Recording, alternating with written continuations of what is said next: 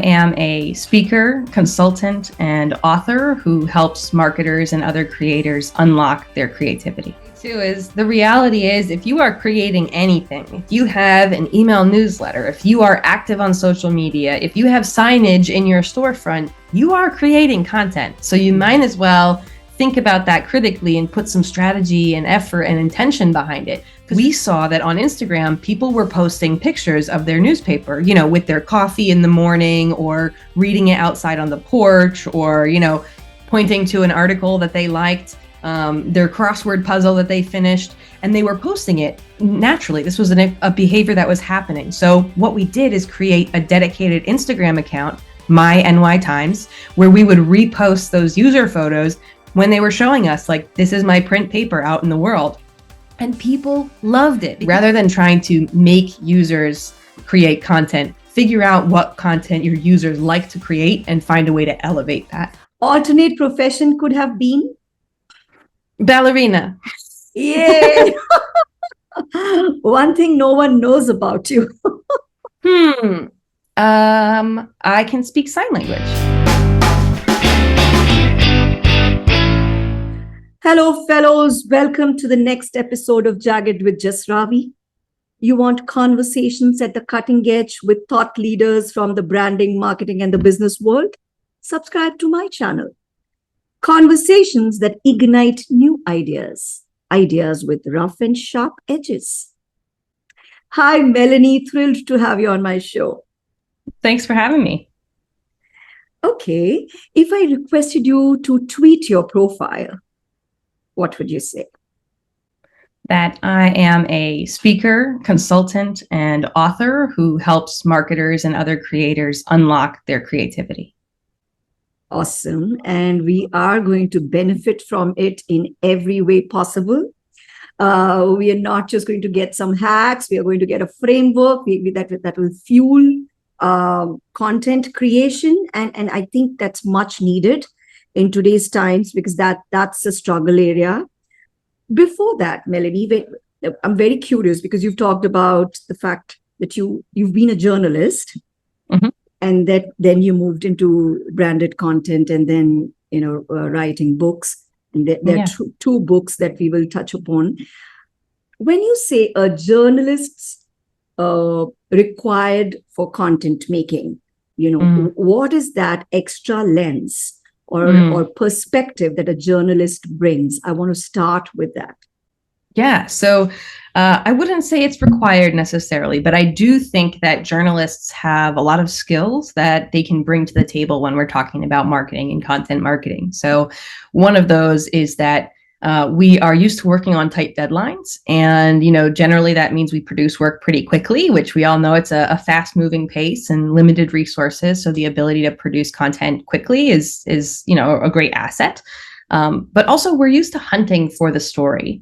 And most journalists, that I know of, and certainly my background, we're not taught that stories are rare or hard to find or, limited in any way. We wake up every day and have to find new stories. So there's this optimism that comes with that, of knowing that there's always a story to tell. And so it kind of helps counteract some of the feelings you sometimes get if you are in a content marketing program, feeling like, I'm saying the same things all the time. I'm telling the same stories. I don't know what to say. I don't know where the story is. Journalists will always seem to find a way to find a new way to tell that story, a new perspective, a new approach. And I think that kind of fresh perspective is really helpful. Yeah, absolutely. And Melanie, isn't it also true that journalists have a knack for how to make it, give it a color that would be relevant today, that readers would want to read it. So that, the same story, you can make it relevant at different points in time, because like you're in touch with the vibe, or you're in touch with what people are reading, or what's being talked about. Absolutely. Yeah. So a journalist, if they're used to finding out, why is a story compelling? So it could be that it's really timely, that this is what people are talking about right now.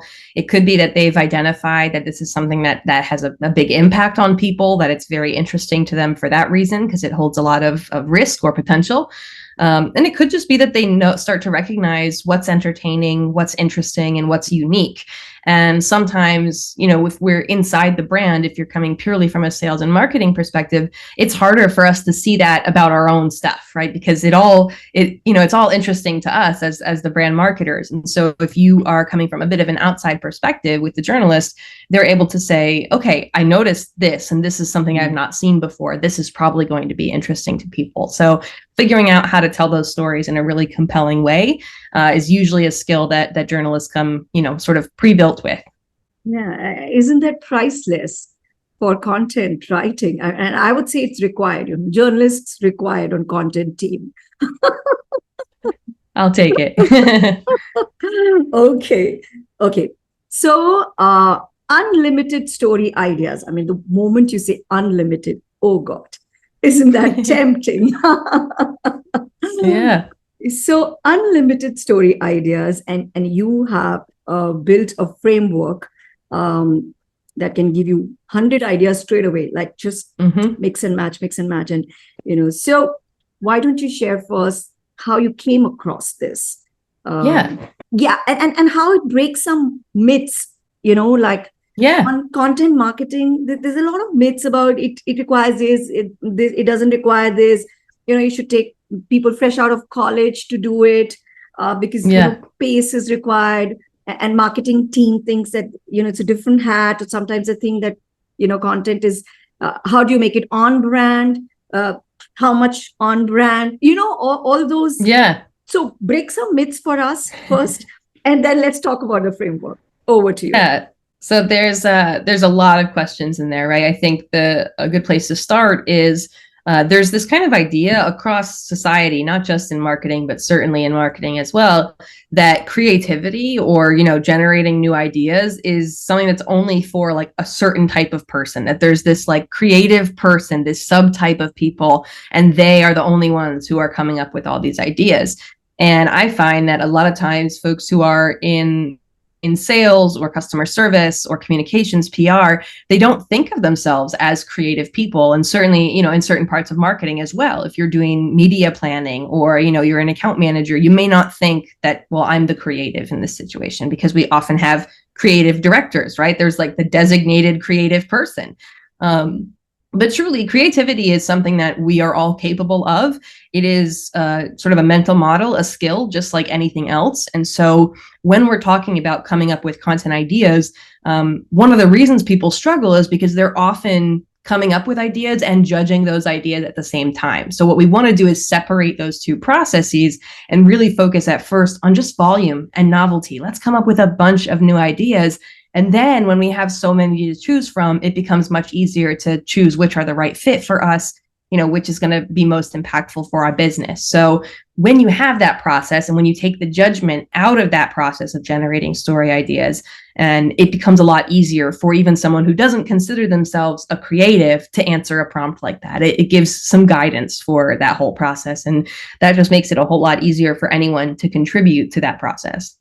Wow. So I like it that you make it sound so simple, but no, not everybody can do it.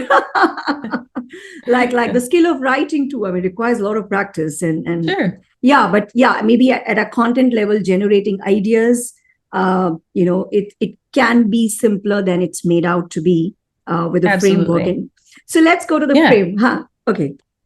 Yeah, so the basis of the content fuel framework, which is the name of the book, if you want to go deeper, that really came from I was doing a lot of workshops with, corporations, with, marketing teams, sales teams, and them asking like, well, how are you coming up with these ideas? Where does this come from? And so that's where the framework really is. It's sort of me taking that process out of my brain and putting it down on paper.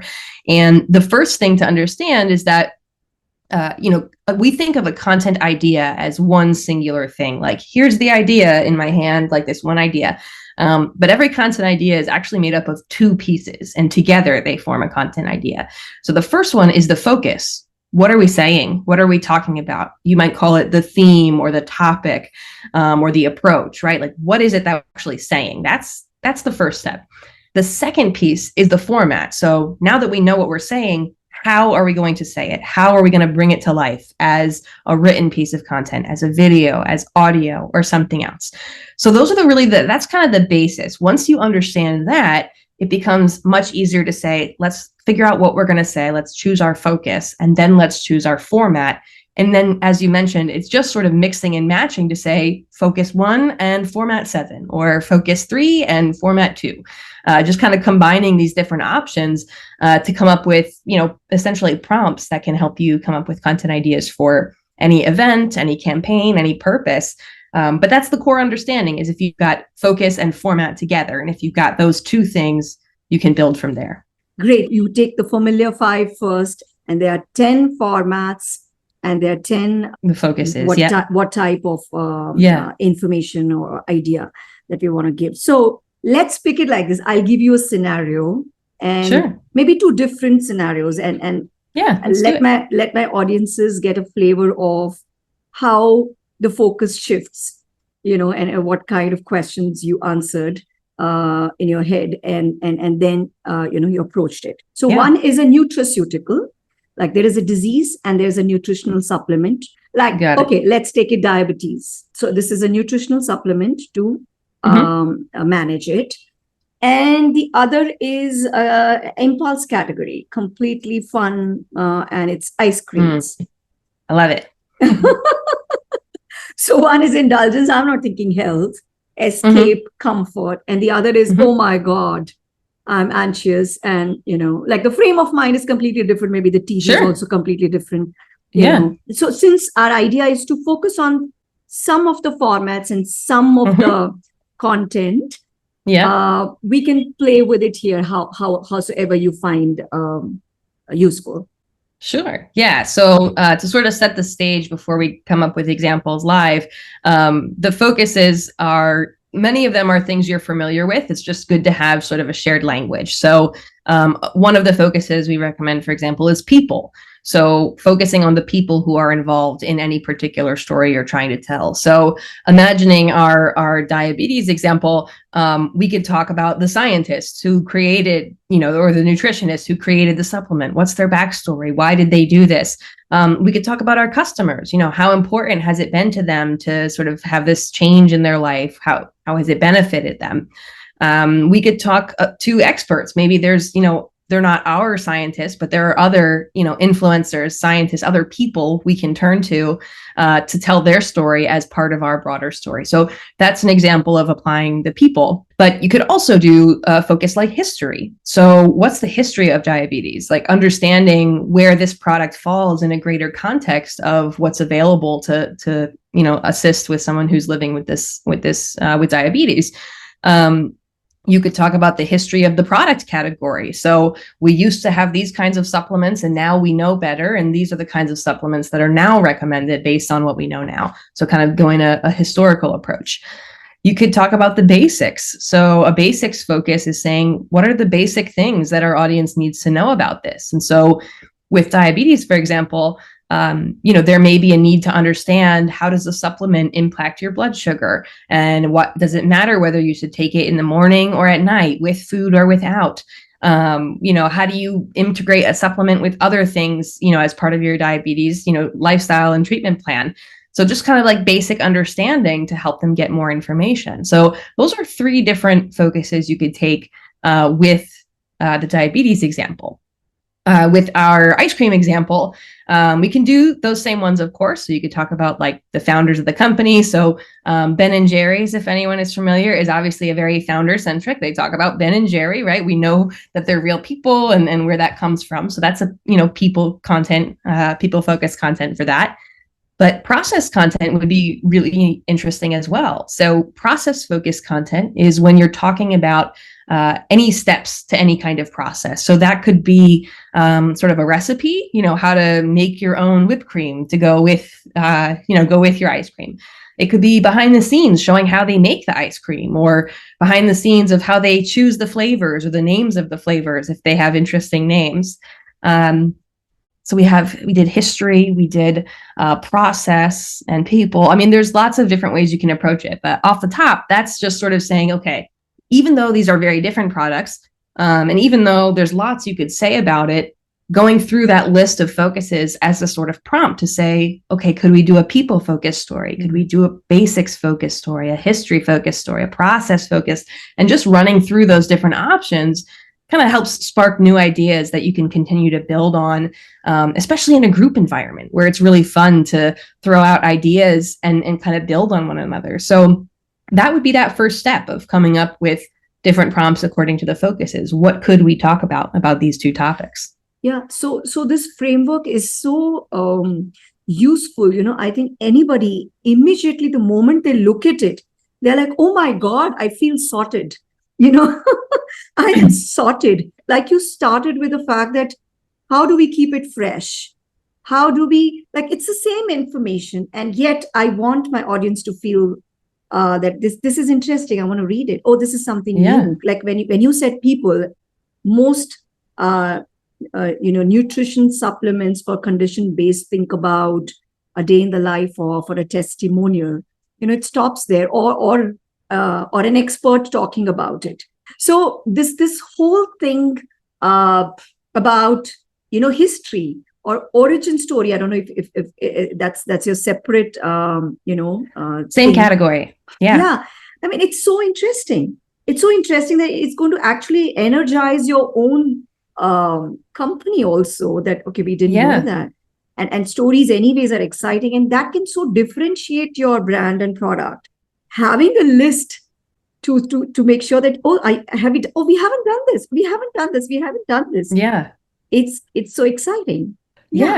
And that's the cool thing, is that's just the first part of the process, right? That's just, you're coming up with a bunch of focus ideas, and each of those focus ideas could come to life in a bunch of different formats. So, one of the examples you mentioned, like the history of the supplement, for example. So that history focused content, we could do it as an article, right? Written content. You can just write out the history like you might. You could do a video that uses different footage and shows examples and give the history through video. You could do an interview audio style, like a podcast interview. That would be an audio. You could do a live video where you're at an event and you're talking to experts. Tell me about the history, of this particular thing. You could do a timeline. You could plot it all out on a visual timeline with the different dates and what happened at those different dates. So that's one focus. One idea that's focused on history, but you could create 10, 20, 50 pieces of content about that history that are all different, that are all coming to life in unique ways, appealing to different audiences. So that's where the unlimited element comes in, because if you think of, we came up with maybe 6 or so examples of different focuses for those two products. If each of those could be created in 10 or so different formats, then we just had 60 ideas right there with just 6 focus ideas, right? By pairing them with all the different formats. So that's where I think the magic starts to happen, is you start to say, oh my goodness, like we have all these different approaches we could take, and they can all come to life in so many different ways. And you continue to build, going back and saying, oh yes, I hadn't considered that, for people focused content, we could also talk to the people who work in the factory packaging the content. They may have interesting stories. Or we could talk to the people who host our ice cream in their grocery store. Why do they choose to keep our ice cream there in the store? You find more people, and it kind of bounces back and forth to just keep building. Now, there was another aspect where you talked about data. So data, and when you talked about emerging trends in your industry, how is it that it's not used at all? It's used very little, because, I did a little survey in my consulting and talked to very few people, that when you're online and they have diabetes, what is it that you are on the lookout for, that, what kind of titles you are definitely going to check it out. And one of the things was that a new drug has come, or some new measuring method is there, something new, where it essentially gives them hope, right? That there's a better cure coming, or I'm going to get better, or this is going to be more in control, and it doesn't have to be about your product, but just your industry. And you are doing a service, and you're making a content that has value for the consumer. How do you go about And you're talking about curation as well, which is again, I think, very, very underutilized. How do you make the most of these kind of formats? Yeah, so those are two focuses there. So we have curation and data, and those two focuses, I think, as you said, really underutilized. So when you're looking for data, the question to be asking is, how should we tell this story through numbers? So that could be emerging trends. With your supplement, it could be talking about sort of the nutritional information that's numerical. You could be talking about how many people you've helped, about the percentage of benefit, that they are, their sugar levels are X% better, right? So you can kind of look at all those numbers about it. How many have you produced, right, in your entire history? How many people have you helped? We see those kinds of big numbers often in more of like a B2B context. We have helped X clients, but we don't always see that in B2C. So that kind of thing is really helpful. A really good example of this actually is if anyone uses Canva, the design tool, they recently announced that they have hit 15 billion designs have been created on Canva. So they had a lot of content around that number of 15 billion. What does that look like? Why is it so important? So that's great data focused content. Curation is really, you're doing the job, as you said, of providing a service. You're collecting relevant information. So really tangible examples could be 10 foods affecting your sugar levels that you didn't realize were affecting your sugar levels, right? For our diabetes supplement, or 6 things you can do to maintain your sugar levels during the holidays. So we're kind of curating a list of things. It's not always a numbered list, but many times it is. Here's some books you should read, podcasts you should listen to. You're just sort of being a collector of resources. And much like a museum curator, you're gathering the most relevant, most helpful, most interesting, and presenting that value to your audience. So really interesting approaches that you can take, again, people, history, basics, data, curation, all different ways that you could approach any story. And I think that curation especially is very limited resources are needed for that, because oftentimes you're curating other people's things. You're recommending other books, you're recommending other articles, you're recommending recipes that someone else has created, for example. So curation is a really great tool, especially if you're low on resources. Sometimes, like a brand wants to take on expertise, right? Especially like in the OTC scenario, where only doctor is the expert typically. And now in OTC, you want the brand to be the expert. So I am telling, and would you be sharing expertise with other, sources when you curate, or would you be actually adding on to yours? How does it really work? So truthfully, it works in both ways. So when we think about the way that our audience sort of comes to trust that we have expertise, there's lots of different ways you can do that. Sometimes just by being the person who's curating the resources, clearly you know what you're talking about, right? Clearly you've done the research. Same thing with data. Oh, this person has crunched the numbers. They've looked at the trends. They understand. This brand is making recommendations of how to make my life easier, how to, better manage this condition. The expertise is built into that without having to say, Dr. So-and-so recommends the following thing. They still have that perception of your leadership in that area because you're providing information on that topic. So really you could use any of these different focuses and formats to showcase your expertise. When it's curation, it's always good to include a mix. When you include other people's content, other books, or for example, if I did a list of books you should read about marketing and it was only my own books, you would be like, well, of course, I don't know if I could trust this list because, of course, it's only your own. If I did a list of 15 books you should read and only one of them was mine, you're probably okay with that. You're more likely to trust it because we've provided other value outside of just ourselves. So you can include your own expertise and supplement it with other expertise as well when you're doing curating, and that can actually increase the trust with your audience. And another image gallery, it is amazing. Like I don't think it's being used much. Absolutely. Yeah. So image galleries is one of the ways we could bring any of those ideas to life. So coming back to some of the examples we had, talking about the history, you could do that as each event has its own image, right? Your own graphic, right? This is what happened in 2010. This is what happened in 2013, and have separate image for each event of your history.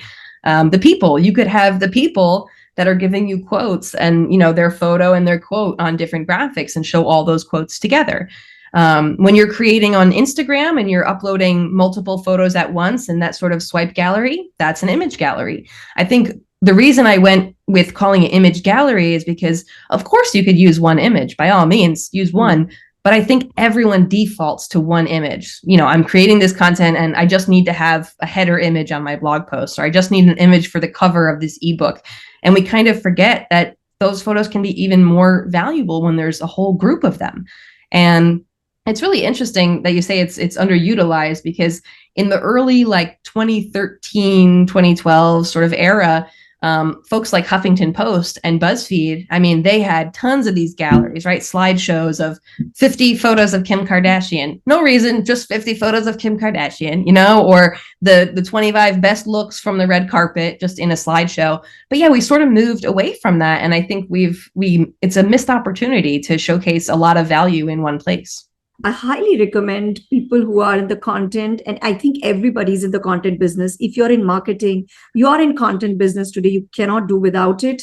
And I mean, if you understand it, your marketing and your brand communication also becomes clearer in the head in terms of what role it is going to play.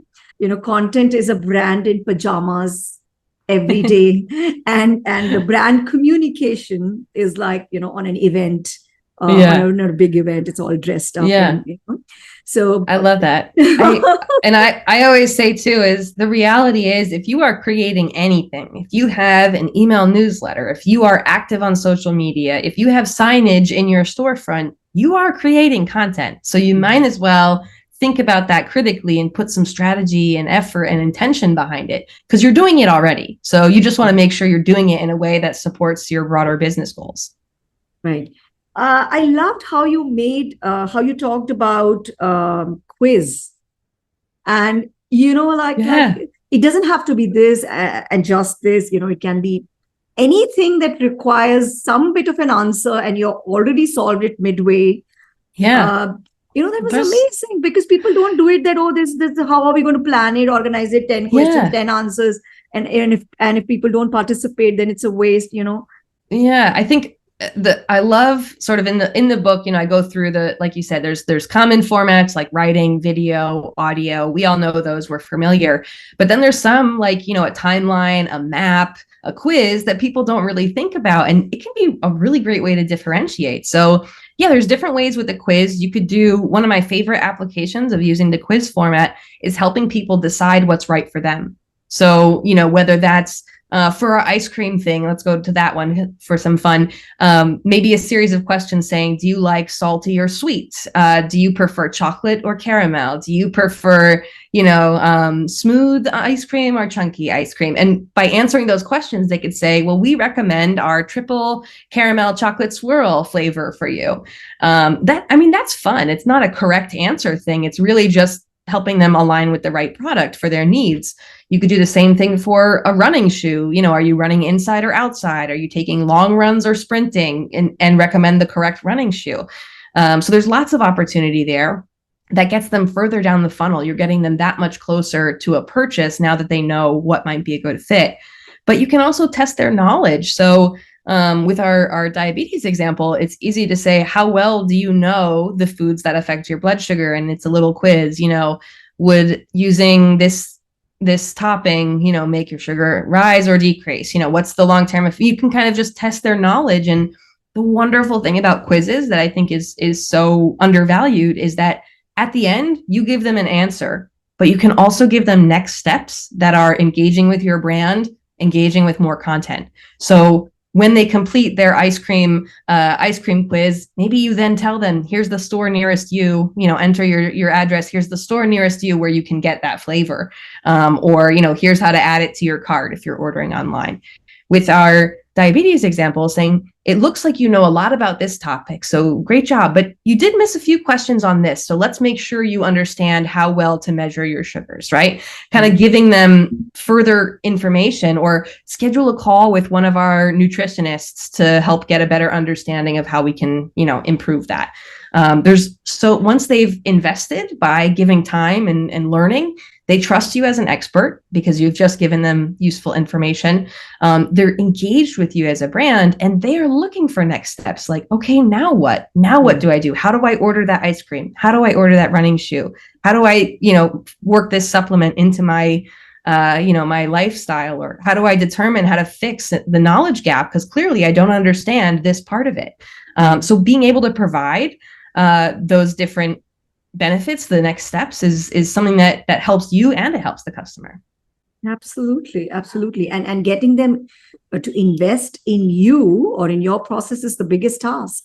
So another question is coming. So there are 100 ideas, 10 formats, 10 focus areas, right? Should you try all? Should you experiment and see what's working? Because the TG type, like the ice cream, and there could be a cone variant which works with younger people more. Diabetes is going to be like a mature audience. So, and should you be alternating with some method so that you cover all for freshness? How would you advise that people approach it? So the answer with much marketing is always, it depends. And I don't want to prescribe one medication for all of the audience, right? When they may have different nutritional needs, so to speak. But I would recommend at least trying to come up with ideas within all the focuses and all the formats. You don't necessarily have to move forward with them, but in trying to come up with a quiz idea, you may come up with an amazing blog idea or video idea that you do execute. It can really build on itself. So I do recommend trying to use the different prompts to make sure you have diversity of thought, that you're thinking of different types of content. But there's a couple things that are going to impact which you choose. Obviously, your resources. Do you have the tools to make a map or a quiz or a timeline? Maybe you don't have a designer on staff who's able to make the designs that you have in your head. Maybe you don't have access to the people that you would need to talk to for your people-based story. So there's going to be just limitations of your reality that kind of help guide you toward which ones are realistic. And then just, of course, the amount of time in a day, you may not be able to make all of these things. You may have to choose 3 or 5 priorities to focus on. So all of those things are going to be different, but you want to focus on the ones, again, that, like you said, that you believe your audience will really deeply engage with, and then be listening and checking your data after each new experiment. If you try a new focus, a new format, you want to be looking back at that a week, a month later and say, okay, wow, people really engaged with that quiz. Maybe we should do another quiz. It seems like that's a good way for us to engage our audience. I love this. Depends. It always depends. But it's true. I mean, what to do? Yeah. It's always true. Okay. You talked about resources, and I think you have talked about resources as a multiplier as well, if I'm right. Yeah. Okay. So we'll get into multipliers very soon. Yeah. Before that, there's something you said, user-generated content. Now that's like every marketer saying, we want more interaction, we want more organic reach, we want more user-generated content. So how do you do that? What are the myths there? What do people don't get? This is a tough one. So I hope that it's not hurting anyone's feelings. But one of the biggest challenges with user-generated content is we see why it's helpful for us as the brand, why I want people taking pictures of our product. I want people talking about our product, but we really have to reverse engineer it. Why would someone want to talk about it? That's what we have to figure out. It's what they're doing, not what we want them to do. Ideally, what we want to do is identify an organic behavior that's already happening. What are they already posting about? What are they already talking about within this category? And tap into that rather than trying to manufacture, hold up our product with hashtag, I love this product. It's going to come off force. You're not going to get a lot of engagement from people submitting or, with the content when you post it because it's manufactured.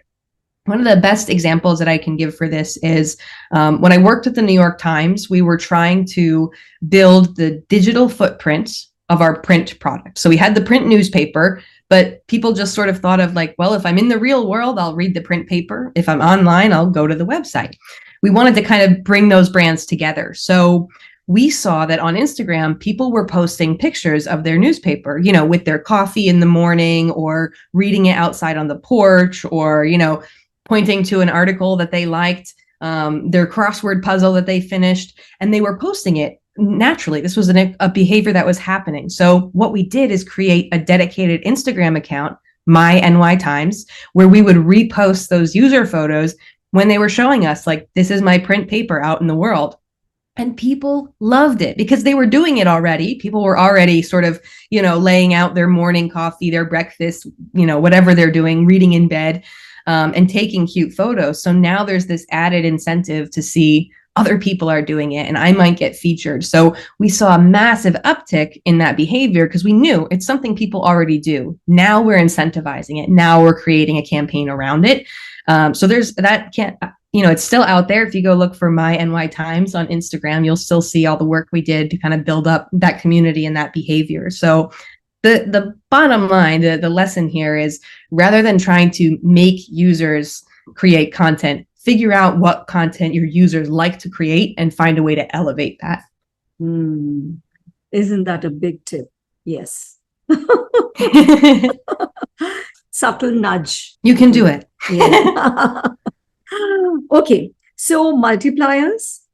So multipliers. Yeah, we talk about these in the book too. This is like another special seasoning you can place on your content brainstorms.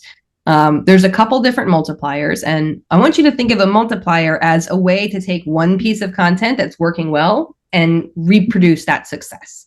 So again, I'll give a tangible example of this. When I was at Time Incorporated, we had several magazines that centered around food. So recipe magazines, health food recipes. And what we found out, for some reason, we did red velvet cupcakes, particular flavor of cupcakes. And everyone loved it. It was getting so much traffic, so many shares. So what we did is we said, let's multiply that. Let's do red velvet pancakes. Let's do red velvet birthday cake. Let's do red velvet cookies, right? So it's still red velvet recipe, but we're finding ways to adapt it so that we're carrying on that success in different contexts. So that's a really good example of sort of using a multiplier on one successful piece of content. The way this could look like for our ice cream brand, for example, is if we did a behind the scenes video of how we make this flavor and people loved it, well, let's do how the other flavor and the other flavor and the other flavor, right? So we're taking what worked and just repeating it different ways. And in the book, I give a couple examples of things you might use to multiply by. One example is demographic. So our example of, changes to make, to your maybe your holiday eating planning, your holiday recipe planning. If you are an adult with diabetes, might be different than if you have a child with diabetes. It may be different between type 1 and type 2 diabetes. Maybe different, to your point, as seniors may have different nutritional needs. So you're making the same content, right? Things to change about your eating this holiday season to manage your health better, but you're doing it for different people. So we have one list that's for children, one list that's for adults, one that's for seniors, one that's for people with type 1, one that's for people with type 2, one that's for if you're cooking for your whole family. So we need, recipes that are in bulk. Maybe we do it for each different holiday season that people are up against, winter holidays, for Ramadan, for your Christmas planning. You're just sort of looking at all the different holidays and specific food challenges. So again, it's that one idea that we said, we're going to do how to change your eating for the holiday season.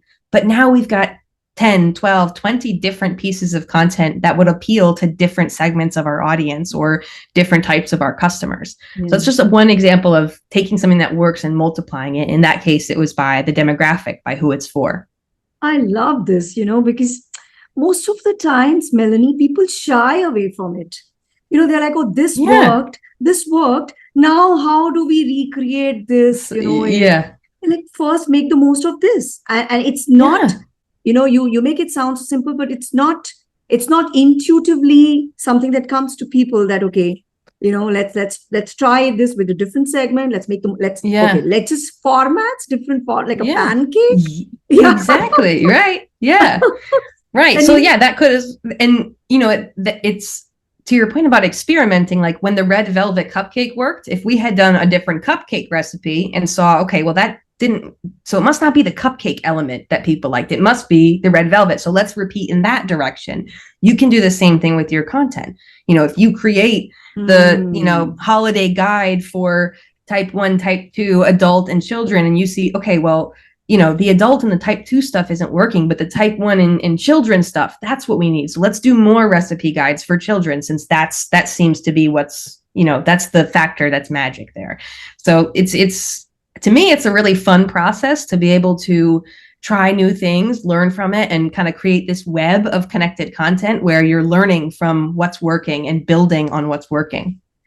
You got to be like in it, like sleeves rolled and right, like dirtying your hands and like. But yeah, absolutely. I mean, I like to think of it as an opportunity, though. I know for some folks it might sound at first overwhelming. Like I'm not saying you should make 100 content ideas, and I'm certainly not saying that you should even make 50 of them today. Like start small, but then use these different focuses and formats and multipliers as tools in your tool belt, so that when something works and when you need something new to work, you have all these different ways that you can build on it. You can try different things, you can experiment and learn exactly what your audience likes most. Actually, Melanie, it makes it less overwhelming. Having a tool like this, it makes it less overwhelming. That, okay, fine, now I'll try it this way, or now I'll try it this way. I didn't have this. Yeah. So guys, check out the book. I mean, how much is Melanie going to tell here? How much am I going to ask? Oh my God. Okay. But we have to touch upon the book, Prove It. So far, we were talking about the Content Fuel Framework book.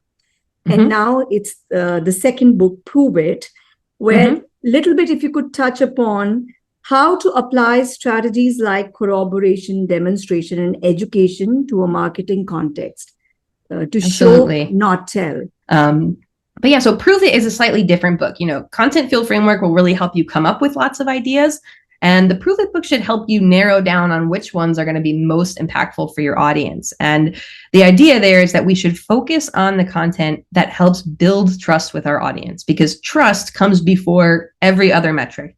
We don't buy from people we don't trust. We don't subscribe for people we don't trust. We don't, donate, order, anything, people we don't trust. So trust has to come first. And the way we can build that trust, there's 3 types of content that help build that trust. Corroboration content is when we are using other people's expertise. We're borrowing their expertise to make our content stronger. So this is when you interview those expert scientists about our new product that's coming out, or when you talk to the folks who manufacture the ice cream, the farmers who are, getting the milk to make the ice cream. They're the experts in that case. So bringing them in and saying, this is actually what makes it so delicious. Their expertise goes to help build our trust with our audience. Same thing with the scientists. Their expertise helps build our trust with our audience, from the supplement example. So that's corroboration. You don't have to take my word for it. Here's some third parties I'm bringing in. The second one is demonstration. So that is, you don't have to take my word for it. You could see for yourself. So this would be, let's see, I'm trying to think of an example for our supplements here. So let's go with the ice cream example. If one of the things we say about our ice cream is, it stays colder longer because we have amazing packaging. We've innovated in the packaging and it stays colder longer. Then maybe the way to demonstrate that is to have a time-lapse video that shows a container of our ice cream and a container of the competitor's ice cream. And it shows over time the rate that they're melting. And you could see in the video right there on the screen that the other one melts very fast and ours is still going strong 3 hours later. Obviously, it's a very specific example, but saying how can we show the audience that this claim that our ice cream stays cold longer, how can we show them? Like, let's let them see it themselves, so they don't even have to trust us. They can trust their own eyes. And then that third category, so we've got corroboration when we're using other people's expertise, demonstration where we're showing it ourselves, and then the third category, education, is where we show our trust by helping them learn. That many times our audience needs more information. So maybe in the case of our supplement, before they can buy a supplement from us, they need to understand how a supplement can help them manage their diabetes, how a supplement fits in with the other elements of their care plan, of their lifestyle changes, what the supplement can and can't do. They need to understand how it's different from other supplements they may have tried that didn't work for them.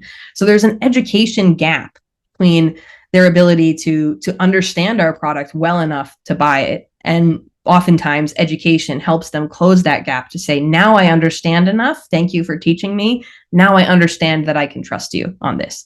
So those are the three categories of content that work really well for that: corroboration, demonstration, and education. And in case of education, there is basics and there is more specifics. So guys, when you check out the book, you will know. And those are the two books. Can you see behind Melanie? Yes, right over here. Content Fuel Framework, how to generate unlimited ideas, and then prove it, exactly how modern marketers earn trust. There was a very interesting aspect of how would you demonstrate your connection to the community?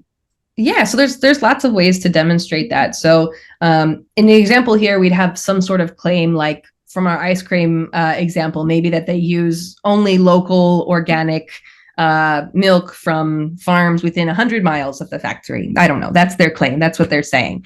So the way we can talk about that and show it is to show our team on site with the farmers, show them getting a tour of the facilities, show them, explaining why they made these choices. If we were to import milk from this place, here's the difference that would make in price or in taste or, to our local community.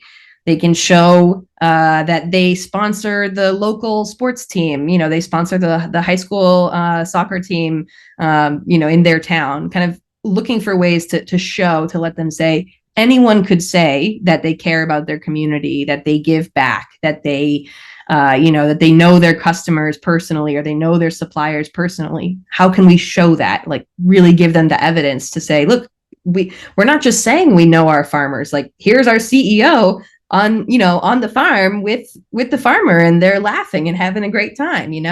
So finding ways to demonstrate that, to show it instead of just say it. Awesome.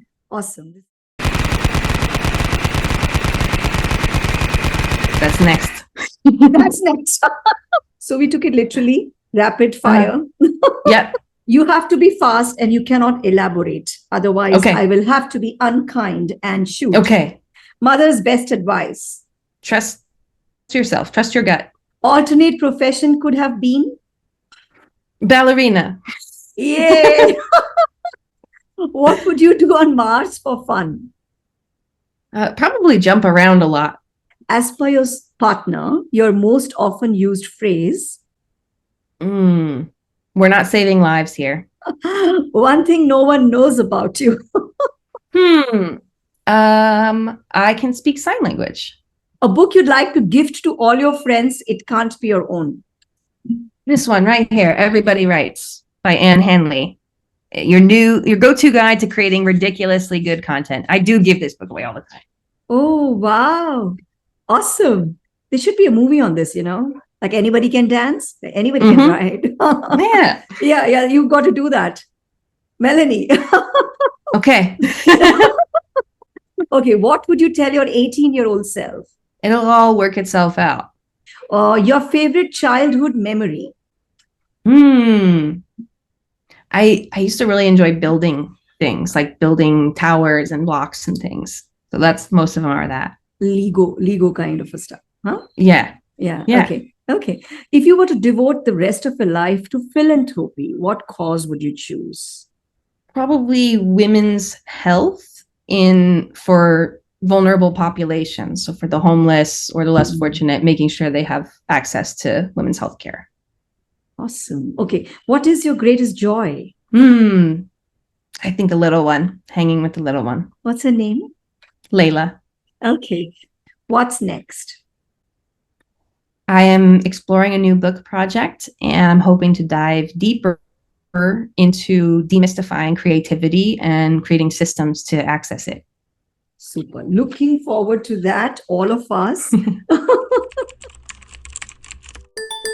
Okay. So, Melanie, you've got to share your online addresses, emails. Yeah.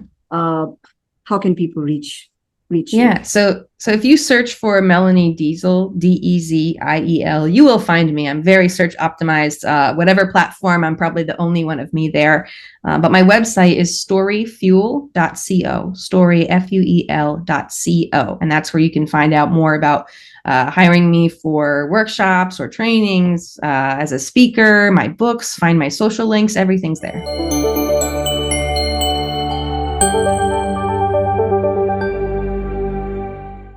I would say that this is, I do a lot of interviews and you ask different questions, which I think is something really special about an interviewer. When you're listening to this show, you're going to hear answers that you're not hearing from every other show. So definitely make sure you subscribe so you're not missing all that unique advice. Yay.